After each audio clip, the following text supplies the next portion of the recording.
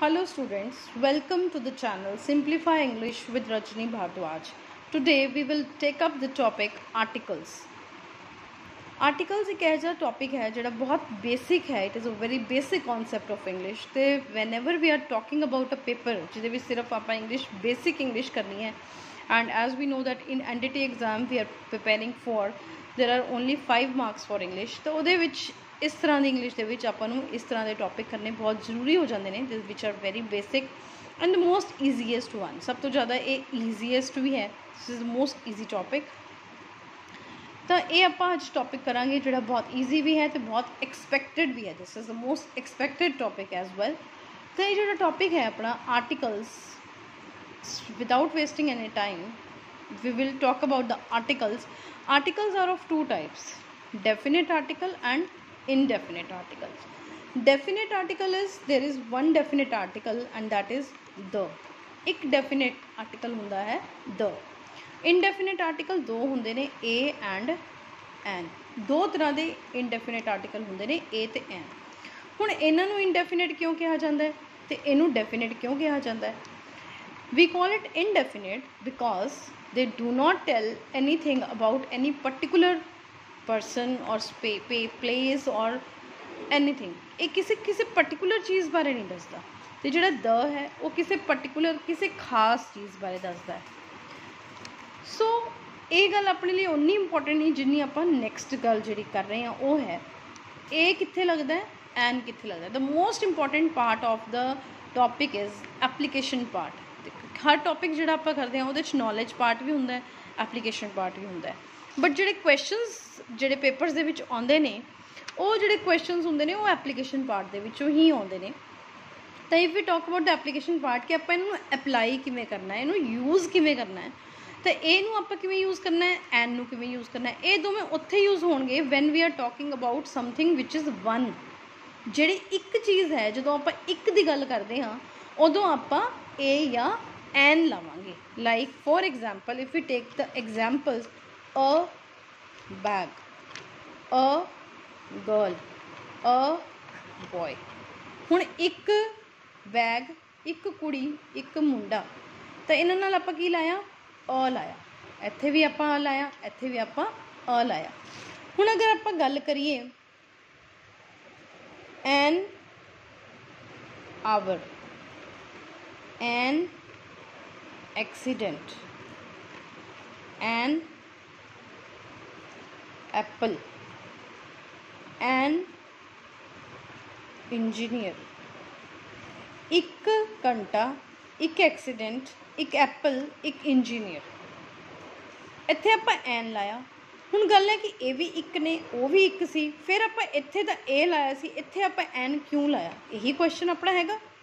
तो हुण ਇਹ क्वेश्चन क्यों है क्योंकि ਆਪਾਂ ਤੁਸੀਂ ਜਾਣਦੇ ਹੋਵੋਗੇ कि इंग्लिश ਦੇ ਵਿੱਚ 26 ਲੈਟਰਸ ਹੁੰਦੇ ਨੇ ਤੇ ਉਹਨਾਂ ਦੇ ਵਿੱਚੋਂ ਜਿਹੜੇ 5 ਹੁੰਦੇ ਨੇ ਉਹਨਾਂ ਨੂੰ ਆਪਾਂ ਵਾਊਲਸ ਕਹਿੰਦੇ ਹਾਂ. ਤੇ ਉਹ ਵਾਊਲਸ ਕਿਹੜੇ ਹੁੰਦੇ ਨੇ? ਏ, ਈ, ਆਈ, ਓ, ਯੂ. 5 ਵਾਊਲਸ ਆਪਾਂ ਛੋਟੀ ਕਲਾਸਾਂ ਤੋਂ ਹੀ ਪੜ੍ਹਦੇ ਆ ਰਹੇ ਹਾਂ ਕਿ 5 ਵਾਊਲਸ ਇੰਗਲਿਸ਼ ਦੇ ਵਿੱਚ ਹੁੰਦੇ ਨੇ ਤੇ ਉਹ ਕਿਹੜੇ ਹੁੰਦੇ ਨੇ ਸ਼ਾਇਦ ਤੁਹਾਨੂੰ ਸਭ ਨੂੰ ਹੀ ਰੱਟਾ ਲੱਗਿਆ ਹੋਣਾ. ਏ, ਈ, ਆਈ, ਓ, ਯੂ. ਅੱਜ ਤੱਕ ਆਪਾਂ ਨੂੰ ਹਮੇਸ਼ਾ ਇਹੀ ਪੜ੍ਹਾਇਆ ਗਿਆ ਕਿ ਜਿਹੜੇ ਵੀ ਆਪਾਂ ਐਨ ਲਾਉਣਾ ਹੈ ਤਾਂ ਆਪਾਂ ਇਹ ਦੇਖਣਾ ਹੈ ਕਿ ਏ, ਈ, ਆਈ, ਓ, ਯੂ ਲੱਗਿਆ ਹੋਵੇ. ਉਸ ਤੋਂ ਪਹਿਲਾਂ ਆਪਾਂ ਹਮੇਸ਼ਾ ਐਨ ਲਾ ਦਿੰਦੇ ਸੀਗੇ.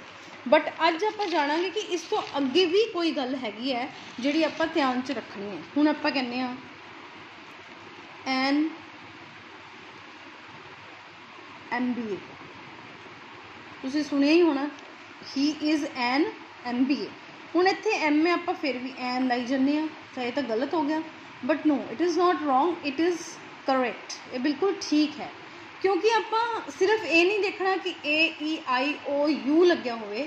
ਜਿਹੜੀ ਚੀਜ਼ ਆਪਾਂ ਦੇਖਣੀ ਹੈ ਉਹ ਆਪਾਂ ਇਹ ਦੇਖਣੀ ਹੈ ਕਿ ਓ, ਊੜਾ, ਆੜਾ, ਈੜੀ ਦੀ ਸਾਊਂਡ ਆ ਰਹੀ ਹੋਵੇ. ਆਪਾਂ ਜਿਹੜੀ ਮੇਨ ਚੀਜ਼ ਦੇਖਣੀ ਹੈ ਉਹ ਸਾਊਂਡ ਹੈ, ਆਵਾਜ਼ ਹੈ ਕਿ ਆਵਾਜ਼ ਕਿਹੜੀ ਆ ਰਹੀ ਹੈ, ਕਿ ਆਵਾਜ਼ ਇਹਨਾਂ ਦੀ ਆ ਰਹੀ ਹੈ. ਅਗਰ ਤੁਸੀਂ ਪੰਜਾਬੀ 'ਚ you are not that much proficient in Punjabi ਤਾਂ ਤੁਸੀਂ ਚੈੱਕ ਕਰ ਸਕਦੇ ਹੋ ਹਿੰਦੀ ਦੇ ਜਿਹੜੇ ਵਿਅੰਜਨ ਹੁੰਦੇ ਨੇ, ਜਿਹੜੇ 11 ਵਿਅੰਜਨ ਹੁੰਦੇ ਨੇ ਆ, ਏ, ਓ, ਈ, ਈ ਵਾਲੇ, ਉਹਨਾਂ ਨੂੰ ਵੀ ਤੁਸੀਂ ਚੈੱਕ ਕਰ ਸਕਦੇ ਹੋ ਜੇ ਉਹ ਸਾਊਂਡ ਆ ਰਹੀ ਹੈ ਜਾਂ ਇਹ ਤਿੰਨ ਜਿਹੜੇ ਆਪਣੇ ਹੁੰਦੇ ਨੇ ਪੰਜਾਬੀ ਦੇ ਵਿੱਚ ਊੜਾ ਆੜਾ ਈੜੀ, ਇਹ ਸਾਊਂਡ ਆ ਰਹੀ ਹੈ ਤਾਂ ਆਪਾਂ ਐਨ ਲਾਉਣਾ ਹੈ, ਆਪਾਂ ਇਹ ਨਹੀਂ ਲਾਉਣਾ, ਚਾਹੇ ਅੱਗੇ ਆਪਣੇ ਕੋਲ ਵਾਊਲ ਹੋਵੇ ਚਾਹੇ ਕੌਨਸੋਨੈਂਟ ਹੋਵੇ। ਜਿਹੜੇ ਆਪਣੇ ਕੋਲ 26 ਲੈਟਰ ਨੇ ਉਹਦੇ ਵਿੱਚੋਂ ਜਿਹੜੇ 5 ਹੁੰਦੇ ਨੇ ਉਹ ਵਾਊਲਸ ਹੁੰਦੇ ਨੇ ਅਤੇ ਬਚਦੇ ਜਿਹੜੇ 21 ਹੁੰਦੇ ਨੇ ਉਹਨਾਂ ਨੂੰ ਆਪਾਂ ਕੌਨਸੋਨੈਂਟ ਕਹਿੰਦੇ ਹਾਂ। ਤਾਂ ਆਪਾਂ ਕੌਨਸੋਨੈਂਟ ਅਗਰ ਹੈ ਬਟ ਉਹਦੀ ਜਿਹੜੀ ਸਾਊਂਡ ਹੈ ਉਹ ਵਾਊਲ ਵਾਲੀ ਹੈ ਤਾਂ ਆਪਾਂ ਉਹਦੇ ਵਿੱਚ ਐਨ ਹੀ ਲਾਵਾਂਗੇ, ਆਪਾਂ ਉਹਦੇ ਵਿੱਚ ਏ ਨਹੀਂ ਲਾਵਾਂਗੇ। ਹੁਣ ਦੇਖੋ ਤੁਸੀਂ ਜਿਵੇਂ ਹੈ ਐਨ ਓਨੈਸਟ ਬॉय, ਹੁਣ ਇੱਥੇ ਕੀ ਹੈ ਐਚ ਲੱਗਿਆ ਸੀ ਲੇਕਿਨ ਸਾਊਂਡ ਕਿਹੜੀ ਹੈ ਓ ਦੀ, ਇੱਥੇ ਕਿਹੜੀ ਸੀ MBA ਦੇ ਵਿੱਚ ਐ ਦੀ, ਐ ਸਾਊਂਡ ਸੀ, ਇਹਦੇ ਵਿੱਚ ਓ ਸਾਊਂਡ ਹੈ। ਤਾਂ ਆਪਾਂ ਹਾਲਾਂਕਿ ਐਚ ਹੈ ਕੌਨਸੋਨੈਂਟ ਹੈ ਵਾਊਲ ਨਹੀਂ ਹੈ ਬਟ ਫਿਰ ਵੀ ਆਪਾਂ ਇੱਥੇ ਕੀ ਲਾਇਆ ਐਨ ਲਾਇਆ, ਇੱਥੇ ਆਪਾਂ ਐਨ ਹੀ ਲਾਵਾਂਗੇ। ਤਾਂ ਤੁਹਾਡੀ ਜਿਹੜੀ ਮੇਨ ਗੱਲ ਹੈ ਜਦੋਂ ਤੁਹਾਨੂੰ ਕੁਐਸਚਨ ਆਏਗਾ ਉਹ ਆਏਗਾ like he reads in dash university. ਹੁਣ ਇੱਥੇ ਤੁਸੀਂ ਜਿਹੜਾ ਤੁਹਾਨੂੰ ਬਲੈਂਕ ਆਏਗਾ ਉਹਦੇ ਵਿੱਚ ਤੁਹਾਨੂੰ ਆਏਗਾ ਕਿ ਫਿਲ ਦਾ ਬਲੈਂਕ ਵਿਦ ਏ ਔਰ ਐਨ ਵਿਦ ਸੂਟੇਬਲ ਆਰਟੀਕਲ। ਹੁਣ ਤੁਸੀਂ ਕਿਹੜਾ ਆਰਟੀਕਲ ਲਾਣਾ ਹੈ, ਆਰਟੀਕਲ 3 ਹੁੰਦੇ ਨੇ ਤੁਹਾਨੂੰ ਯਾਦ ਰੱਖਣਾ ਹੈ ਵੀ ਦੇਰ ਆਰ 3 ਆਰਟੀਕਲਸ, ਏ ਐਨ ਦ ਤਿੰਨਾਂ 'ਚੋਂ ਇੱਕ ਲੱਗੇਗਾ ਬਟ ਕਿਹੜਾ ਲੱਗੇਗਾ ਉਹ ਅਗਰ ਆਪਾਂ ਸਹੀ ਲਾਇਆ ਤਾਂ ਆਪਾਂ ਨੂੰ ਨੰਬਰ ਮਿਲ ਜਾਣੇ ਨੇ, ਅਗਰ ਆਪਾਂ ਗਲਤ ਲਾਇਆ ਤਾਂ ਆਪਾਂ ਨੂੰ ਨੰਬਰ ਨਹੀਂ ਮਿਲਣੇ। ਤਾਂ ਦੇਖਣਾ ਆਪਾਂ ਬਹੁਤ ਐਕਿਊਰੇਸੀ ਚੈੱਕ ਕਰਨੀ ਆ ਆਪਾਂ ਕਿ ਆਪਾਂ ਨੂੰ ਪਤਾ ਹੈ ਜਾਂ ਨਹੀਂ, ਆਪਾਂ ਨੂੰ ਆਈਡੀਆ ਜ਼ਰੂਰ ਹੁੰਦਾ ਲੇਕਿਨ here we are checking our accuracy, ਤੁਹਾਡੀ ਐਕਿਊਰੇਸੀ ਚੈੱਕ ਹੋਣੀ ਹੈ ਕਿ ਤੁਹਾਨੂੰ ਕਿੰਨਾ ਸਹੀ ਪਤਾ ਹੈ। ਹੁਣ ਯੂਨੀਵਰਸਿਟੀ ਦੇ ਵਿੱਚ ਸਾਊਂਡ ਕਿਹੜੀ ਹੈ, ਸਾਊਂਡ य ਦੀ ਹੈ ਤਾਂ ਲੇਕਿਨ ਆਪਾਂ ਕੀ ਹੈ ਤਾਂ ਇਹ ਵਾਊਲ ਜਿਹੜੀ ਇਹਦੀ ਜਿਹੜੀ ਸਾਊਂਡ ਹੈ ਉਹ य ਦੀ ਹੈ, ਇਸ ਕਰਕੇ ਆਪਾਂ ਇੱਥੇ ਏ ਲਾਵਾਂਗੇ ਐਨ ਨਹੀਂ ਲਾਉਣਾ, ਇੱਥੇ ਇਹ ਆਏਗਾ ਹੀ ਰੀਡਸ ਇਨ ਅ ਯੂਨੀਵਰਸਿਟੀ।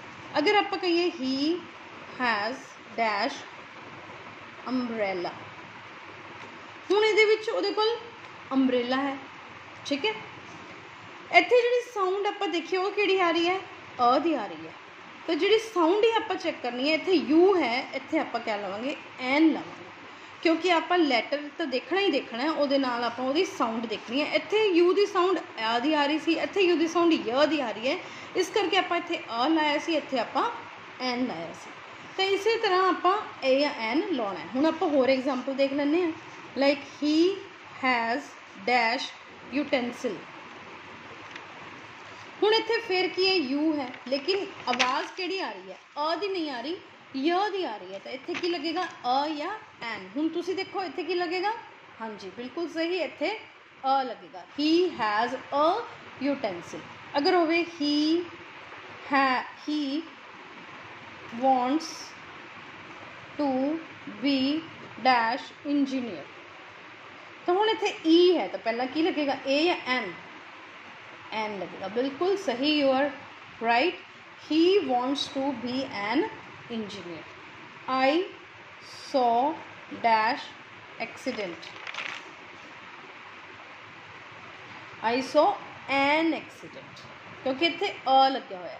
जिहड़ा ए ई आई ओ यू है ਉਹਦੀ ਤੁਸੀਂ ਸਾਊਂਡ ਚੈੱਕ ਕਰਨੀ ਹੈ, ਇੱਥੇ ਸਾਊਂਡ ਵੀ ਅ ਦੀ ਆ ਰਹੀ ਹੈ। ਲਾਈਕ ਹੁਣ ਆਪਾਂ ਹੋਰ ਦੇਖੀਏ example, next example he has given me dash honor, ਉਹਨੇ ਮੈਨੂੰ ਮਾਣ ਦਿੱਤਾ ਹੈ ਨਾ, ਇੱਥੇ ਕੀ ਲੱਗੇਗਾ ਹੁਣ ਓਨਰ, ਆਵਾਜ਼ ਐਚ ਹੈ ਲੇਕਿਨ ਆਵਾਜ਼ ਕਿਹੜੀ ਆ ਰਹੀ ਹੈ ਓ ਦੀ ਆ ਰਹੀ ਹੈ, ਇੱਥੇ ਕੀ ਲੱਗੇਗਾ ਐਨ owner, he has given me an honor। ਤਾਂ ਇਸ ਤਰ੍ਹਾਂ ਤੁਸੀਂ ਐਨ ਲਾਉਣਾ ਹੈ। So I hope the difference between a and an is clear to you, ਤੁਹਾਨੂੰ ਏ ਅਤੇ ਐਨ ਦਾ ਜਿਹੜਾ ਡਿਫਰੈਂਸ ਹੈ ਉਹ ਸਮਝ ਆ ਗਿਆ ਹੋਏਗਾ। Next we talk about the. ਹੁਣ ਆਪਾਂ ਗੱਲ ਕਰੀਏ ਦ ਦੀ ਕਿ ਦ ਕਿੱਥੇ ਲੱਗਦਾ ਹੈ, ਦ ਕਿਸੇ ਖਾਸ ਚੀਜ਼ ਦੇ ਨਾਲ ਲੱਗੇਗਾ। ਲਾਈਕ ਦ ਖਾਸ ਚੀਜ਼ ਨਾਲ ਜਾਂ ਦ ਉਦੋਂ ਲੱਗਦਾ ਹੈ when we are referring to something in past here which we have previous discussed, like the girl I met yesterday was my friend। the girl, ਹੁਣ ਦੇਖੋ ਆਪਾਂ ਦ ਲਾਇਆ ਅ ਨਹੀਂ ਲਾਇਆ, ਕਿਉਂ ਅ ਨਹੀਂ ਲਾਇਆ ਕਿਉਂਕਿ the girl I met yesterday was my friend, ਕਿ ਜਿਹੜੀ ਕੁੜੀ ਨੂੰ ਮੈਂ ਕੱਲ੍ਹ ਮਿਲਿਆ ਸੀ ਉਹ ਮੇਰੀ ਫਰੈਂਡ ਸੀ। ਮੈਂ ਕਿਸੇ ਖਾਸ ਕੁੜੀ ਦੀ ਗੱਲ ਕਰ ਰਹੀ ਹਾਂ ਜਿਹੜੀ ਮੇਰੀ ਕੀ ਸੀ ਜਿਹੜੀ ਮੇਰੀ